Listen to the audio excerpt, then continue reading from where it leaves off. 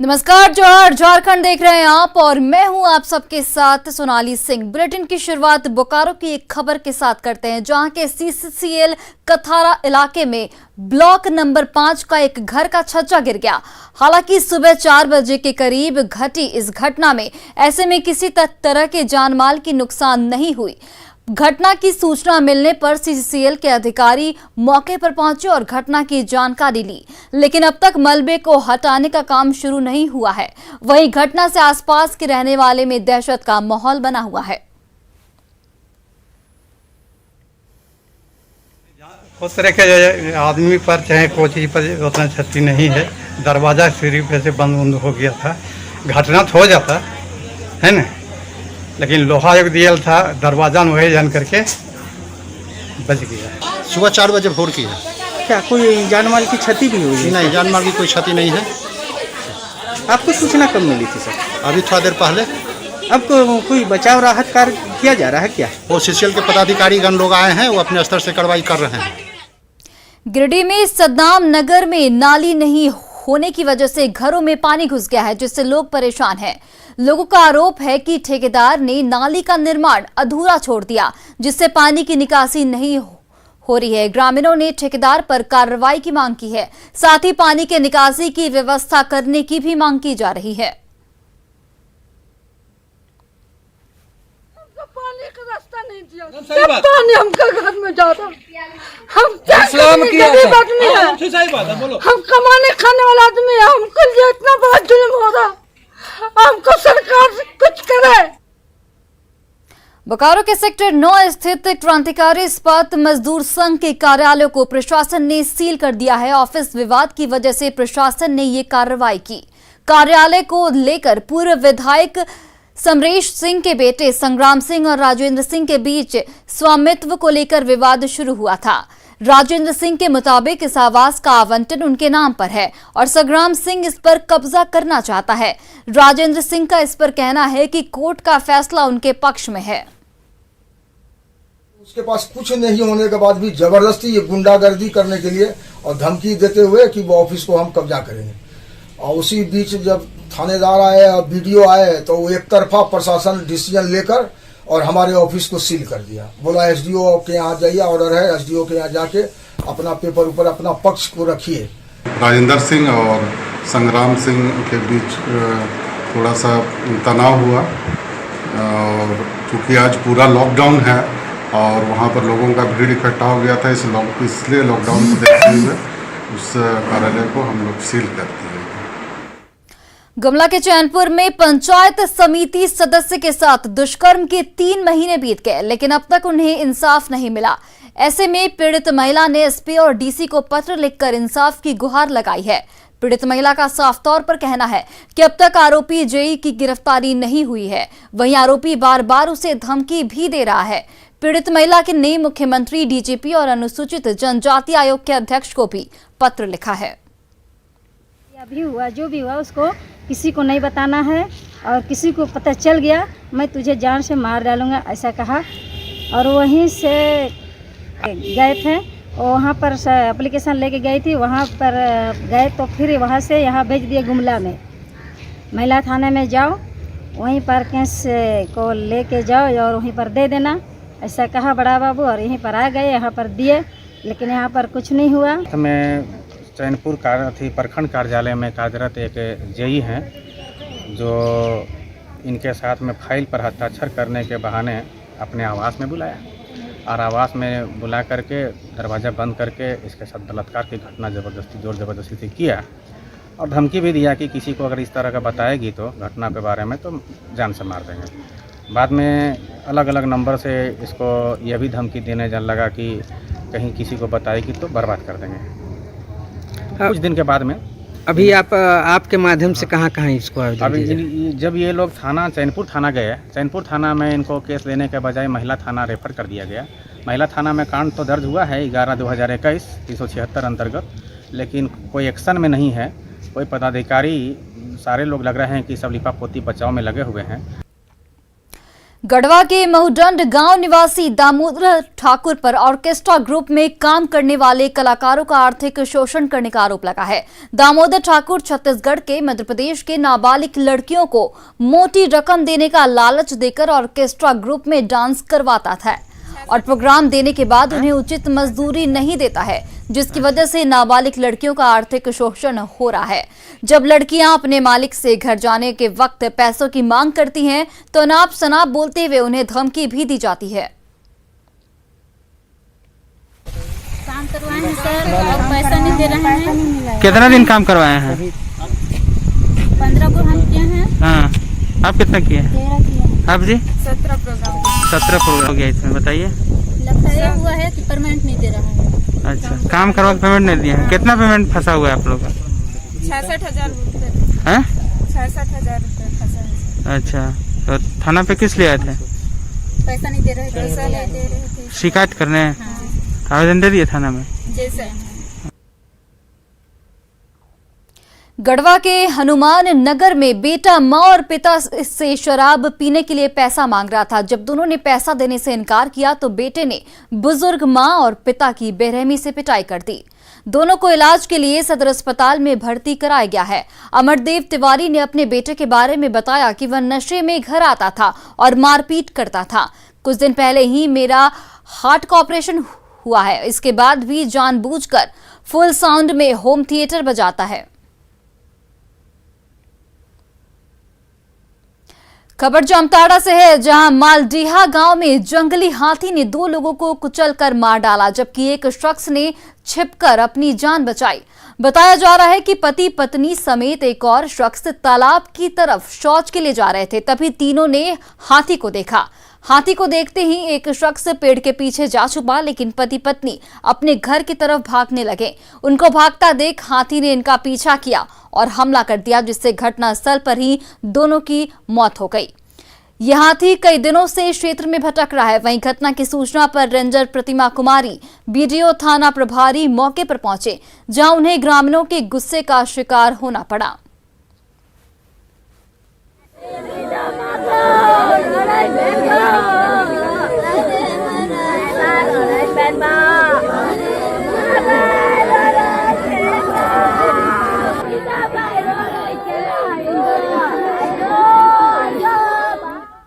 गोड्डा के देवदार में महिला कोरोना का वैक्सीन लेने गई थी। टीका लेने के बाद उसे ऑब्जर्वेशन रूम में बैठाया गया था, लेकिन कुछ देर के बाद उसे फिर से बुलाया गया और उसे टीका लेने के लिए कहा गया।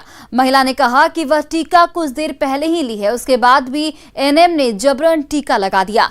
बाहर आने के बाद महिला ने इसकी जानकारी पति को दी। फिलहाल महिला की स्थिति ठीक है, लेकिन परिवार के लोगों में डर बना हुआ है। स्वास्थ्य विभाग के इस लापरवाही से कई सवाल उठने लगे हैं। वैक्सीन दे दिया, हम बोल रहे हैं उसको, जो मेरा यहाँ हाथ में एगो वैक्सीन पड़ा है, दर्द दे रहा है, लेकिन वो नहीं कुछ सुन दे दिया। वैक्सीन कहाँ पे लिए थे? देवदार में। देवदार में। एएनएम का नाम जानते हैं? नीलम। वैक्सीन कहाँ लेने के लिए गया था ये? देवदार। अब भी गए थे साथ में? हाँ, साथ में हम भी गए थे। तो डबल वैक्सीन जो गिरा तो आप साथ में नहीं थे? साथ में थे हम, ये लोग लेडीज का अंदर था, हम बाहर खड़े थे। और देखिए, ऐसे में कई सवाल भी उठते हैं। सवाल उठता है कि क्या एएनएम की ट्रेनिंग नहीं हुई थी? महिला को जबरन दोबारा टीका आखिर दिया गया क्यों? क्योंकि उसके पहले उन्होंने कुछ देर पहले ही पहला टीका लिया था। और सबसे बड़ा सवाल यह है कि जिस एएनएम ने टीका दिया, क्या उनकी ट्रेनिंग नहीं हुई थी? महिला के स्वास्थ्य पर क्यों रखी गई नजर? क्यों नहीं रखी गई नजर? मामला दबाने की आखिर कोशिश क्यों की गई? दोषी एएनएम नीलम पर कार्रवाई कब तक होगी, ये एक बड़ा सवाल है। और वहीं महिला की जान के साथ खिलवाड़ आखिर क्यों किया गया? दिल्ली से लौटे वित्त मंत्री रामेश्वर उरांव ने अपनी 5 दिवसीय यात्रा को निजी बताया। उन्होंने कहा कि मुख्यमंत्री के साथ जाने की वजह से गलत अफवाह उड़ी और लोगों ने इसका सियासी मकसद निकालना शुरू कर दिया। 12वें मंत्री पद पर पूछे गए सवाल पर वित्त मंत्री ने कहा कि यह मुख्यमंत्री का विशेषाधिकार है और उन्हें ही इस पर फैसला लेना है। हालांकि उन्होंने यह जरूर कहा कि दिल्ली में संगठन की ओर से मिला टास्क उनकी प्राथमिकता है। राज्य में खादी बोर्ड और निगम में खाली पदों को भरने के सवाल पर उन्होंने कहा कि कोरोना की वजह से इन सभी जगहों पर नियुक्ति नहीं हो पाई है।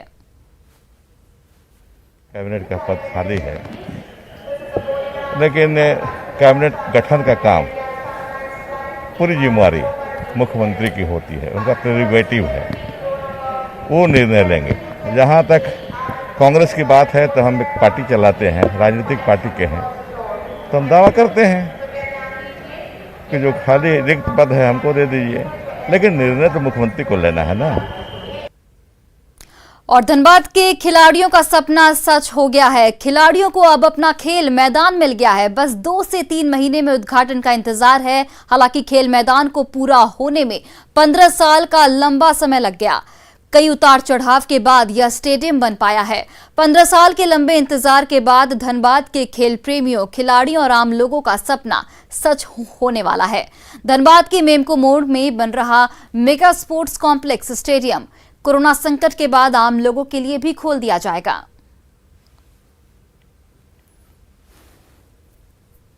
ने तो जो स्टेडियम बनाने का निर्णय लिया था तो बहुत अच्छी बात है, लेकिन इतना टाइम लगना वो हम थोड़ा सा खटक रहा है, क्योंकि अगर इतना टाइम इससे जल्दी बन जाता तो यहाँ जितने सारे प्लेयर हैं उनके लिए एक अच्छा ग्राउंड होता। फिर हम लोग का यहाँ जो मैच होता है उसके लिए हम लोग ना BCCL के पास जाना पड़ता, ना किसी और कंपनी का ग्राउंड लेना पड़ता। अपना ग्राउंड एसोसिएशन का होता तो बहुत अच्छी बात। लंबा खींचने का था कि पहले पार्ट जो एस्टिमेट बना वो कंप्लीट एस्टिमेट नहीं बना था। फर्स्ट पार्ट में अधूरा एस्टिमेट से काम शुरू हो गया था। फुल फ्लेजेड एस्टिमेट एक बार बनना चाहिए, जिसके कारण वो आधा बना, फिर वो कॉन्ट्रैक्टर भाग गया। एस्टिमेट तो बना, जो भी बना था, लेकिन कॉन्ट्रैक्टर ही भाग गया, डिले कर रहा था, तो उसको डिबार कर दिया गया। उसके बाद फिर नया सिरे से एस्टिमेट जो रिमेनिंग वर्क का बना वो कंप्लीट हुआ। इससे धनबाद के खिलाड़ियों को बहुत फायदा होगा। जो खिलाड़ी खेल रहे हैं, जो ट्रेनिंग ले रहे हैं, ट्रेनिंग देने वाले लोगों को इससे फायदा होगा, एथलीट्स को फायदा होगा, फुटबॉलर्स को फायदा होगा, हर तरह से। और ऐसे भी वो धनबाद का एक एसेट होगा वो मेगा स्पोर्ट्स कॉम्प्लेक्स। कोडरमा के झुमरी तिलैया में RD सिंह के घर साल में सिर्फ एक रात खिलने वाला रहस्यमयी फूल ब्रह्म कमल खिला है, जो कौतूहल का विषय बना हुआ है।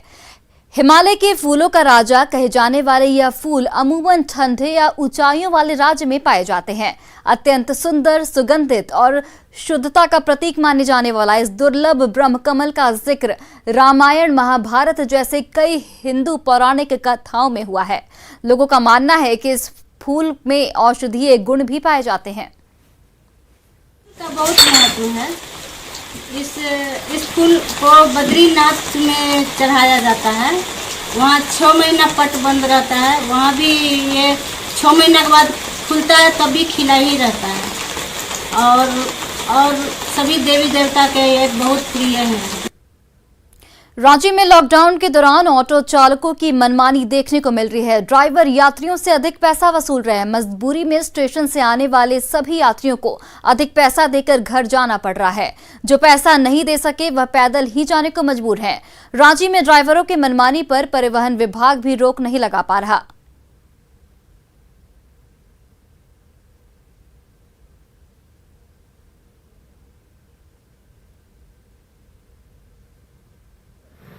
सरकार का लॉकडाउन तो कहा जाए लोगों का पॉकेट डाउन, कुछ यही स्थिति है राजधानी रांची में, जहां पर लोग जो हैं वो बेबस हैं, क्योंकि एक जगह से दूसरी जगह जाने के लिए उन्हें मनमाना किराया देना पड़ रहा है। ज्यादा किराया मांगा जा रहा है, जिस वजह से लोग पैदल आ रहे हैं या फिर थक हार कर कहीं बैठ जा रहे हैं। आप लोग भी अभी रांची पहुंचे हैं, कहाँ से आ रहे हैं? पहले राउरकेला से आ रहे हैं सर। हाँ। यहाँ पर लॉकडाउन है, आप पहुंचे, गाड़ियाँ मिल रही हैं, ऑटो मिल रहा है? ऑटो मिल रहा है, लेकिन किराया बहुत ज़्यादा मांग रहे हैं सर। हाँ। उस कारण पैदल आए हैं यहाँ तक। अब यहाँ से देखेंगे कहीं जाने का साधन। जो भी आ रहा है काफ़ी ज़्यादा मांग रहा है। क्या बोल, परेशानी हो रही है ना? हाँ। कहाँ से, आपको कहाँ जाना है? एक साथ में जाएंगे। हाँ। लेकिन गाड़ियाँ नहीं चलती, दिक्कत होती है। हाँ। तो यहाँ पर कहा जाए तो लोगों को परेशानी का सामना करना पड़ रहा है। जो ऑटो हैं उनके किराया ज़्यादा है, जिससे लोगों को परेशानी का सामना करना। आपको कहाँ जाना है? घुटवा तालाब। तो कितना किराया मांगा जा रहा है? किराया कितना मांगा जा रहा है ऑटो में? 100 ऑटो उसमें कितना? 100 रुपये। अच्छा, तो मतलब ज़्यादा है, लग रहा है किराया ज़्यादा है? हाँ ज़्यादा लग रहा है तो कम होना चाहिए। हाँ कम होना चाहिए, थोड़ा ज़्यादा लग। आप ऑटो चालक हैं? जी सर। क्या वजह क्या है किराया काफ़ी ज़्यादा? वजह इसी है सर कि एक सवारी है, अगर हमको 15 किलोमीटर जाना है तो हमको एक पैसेंजर के लेके जाना है तो 100 रुपया कौन सा नाजायज ले रहे हैं। अब बताइए, अभी 90 रुपया 95 रुपये तेल हो गया, कहाँ से हम लोग पोसाई पड़ेगा। अभी 3 सवारी बैठा के जाना है तो जो रेल भाड़ा है यहाँ से कांटा टोली बिरसा चौक से कांटा टोली 40 रुपये भाड़ा है, 40 रुपये लेते हैं, 3 सवारी बढ़ाते हैं और उसमें भी पुलिस लोग तंग करता है हम लोग को। ऑटो वाले भी परेशान हैं क्योंकि डीजल और पेट्रोल का रेट बढ़ा हुआ है, तो वहीं सवारी भी नहीं मिल रहे हैं, जिस वजह से वो जो ज़्यादा किराया लेने को मजबूर है। वहीं यात्री भी परेशान है क्योंकि उन्हें संसाधन नहीं मिल रहे हैं एक जगह से दूसरी जगह जाने को लेकर। अगर मिल भी रहे हैं तो उसका किराया इतना ज़्यादा है कि कई लोग जो हैं वो पैदल ही अपने स्थान को बढ़ने को मजबूर हैं। कैमरामैन संजीव तिवारी के साथ ओम प्रकाश, न्यूज़ 18 रांची। हम सुरक्षित रहेंगे तो हमारा परिवार भी सुरक्षित रहेगा और कोरोना काल में बिना टीका लिए तो सुरक्षा की बात सोचना भी बेमानी है। जिसने भी इस बात की गंभीरता को समझा, यकीन मानिए वो अपना और अपनों का सच्चा हितैषी है।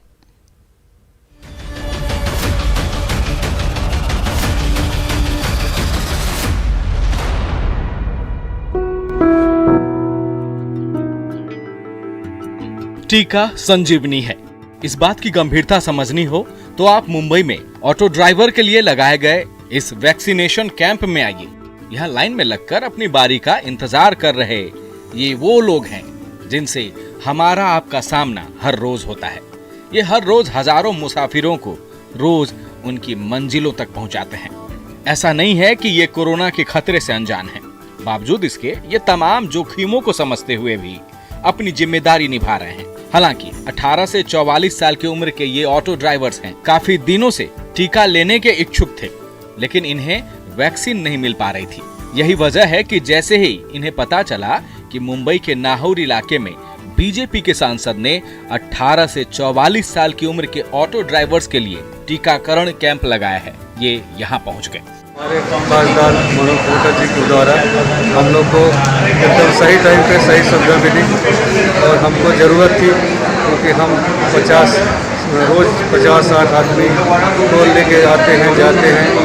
जितनी भी रिक्शा चालक महिला है उन सबके लिए वैक्सीनेशन बहुत इजीली दिया है। दरअसल संजीवनी आपके द्वार कार्यक्रम के तहत बीजेपी सांसद मनोज कोटक ने मुंबई के नाहौर इलाके में ऑटो ड्राइवर्स के लिए एक वैक्सीनेशन कैंप लगाया था, जिसमें पुरुष और महिला समेत तकरीबन 500 ऑटो ड्राइवर का मुफ्त टीकाकरण किया गया। हमारी संस्था ने आज उनके लिए जो कार्यक्रम आयोजित किया है और इस कार्यक्रम में 18 से लेके 44 का जो वयोगट है, इन ऑटो चालकों का वैक्सीनेशन यहाँ किया जाएगा।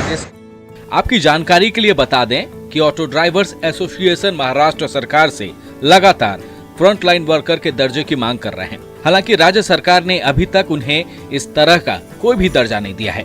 बावजूद इसके रिक्शा वालों की इस दलील को खारिज नहीं किया जा सकता कि वो कोरोना के खतरे के बीच भी लगातार यात्रियों को उनके गंतव्य तक पहुंचाते हैं। बहरहाल इस कैंप की कामयाबी के बाद मुंबई के कई और ऑटो वालों ने वैक्सीन लेने की इच्छा जताई है, जिसे देखते हुए सांसद महोदय ने आने वाले वक्त में इस तरह के कई और कैंप के आयोजन का वादा किया है। उम्मीद है इनकी तरह आप भी समझदारी दिखाएंगे और जल्द से जल्द कोरोना को खत्म करने की इस मुहिम का हिस्सा बनेंगे। Bureau report, news 18 network.